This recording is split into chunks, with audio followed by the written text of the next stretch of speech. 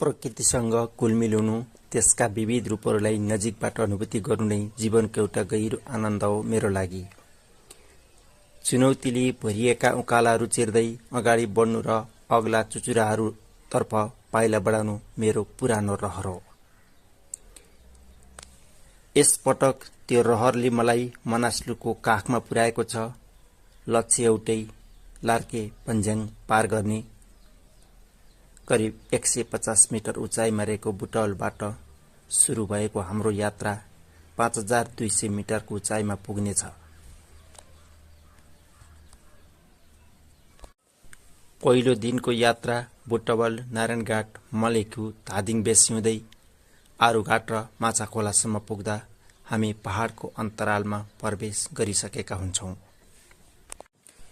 दोस्रो दिन माछाखोलाबाट सुरु भएको यात्रा बुढीगण्डकी नदीको छेउछाउ हुँदै अघि बढ्छ। केही दूरी जीपले साथ दिए पनि त्यसपछि सुरु हुने पदयात्राले यात्राको वास्तविक स्वाद चखाउँछ। कहिले नदीको दायाँ किनारा, कहिले बायाँ किनारा समाउँदै अघि बढ्दा झोलुङ्गे पुलहरू, हावाले हल्लिने साँघुरा बाटाहरू र मानिससँगै खच्चड घोडाको चलपलले यात्रालाई जीवन्त बनाइरहन्छ। दिनको अन्त्यतिर ड्याङमा पुग्दा थकानसँगै एक प्रकारको सन्तोष पनि मिसिन्छ मनमा। तेस्रो दिनको उकालो यात्रा ड्याङबाट राणागाउँ हुँदै बिहीतर्फ उक्लिन्छ। बाटोका मोडहरूसँगै दृश्यहरू फेरिँदै जान्छन्। कहिले हरियाली, कहिले ढुङ्गा माटोका बाटा त कहिले निष्पष्ट शान्त पहाडी गाउँहरू। गाप, गाप्से र पेवा पार गर्दै नाम्बरुङ पुग्दा हामी उचाइसँगै नयाँ वातावरणमा घुलिसकेका हुन्छौं। चौथो दिन नाम्रुङबाट हिँड्दा मौसमले केही चुनौती थपिदिन्छ।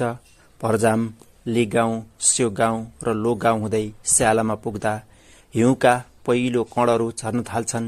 चिसो हावासँगै हिउँको स्पर्शले यात्रामा नयाँ अनुभूति थपिन्छ र स्यालाको बसाई त्यही अनुभवसँग रमाउने अवसर पनि मिल्छ।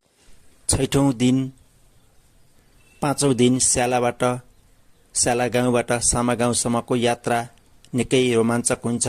हिउँले ढाकिएका बाटाहरू, गुराँसका रङ्गीन झुप्पाहरू र अग्ला सल्लाका वनस्पतिहरू बीच हुँदै अघि बढ्छ हामीलाई खेपिरहेको बाटो। सामा गाउँ पुग्दा फेरि हिउँ पर्न सुरु हुन्छ।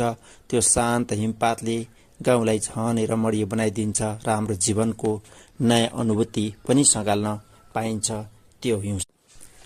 6औं दिन सामा गाउँबाट वीरेन्द्र तालतर्फ पुग्दा निलो पानीमा हिमालको प्रतिबिम्ब झल्किरहेको देखिन्छ। त्यहीँबाट नजिक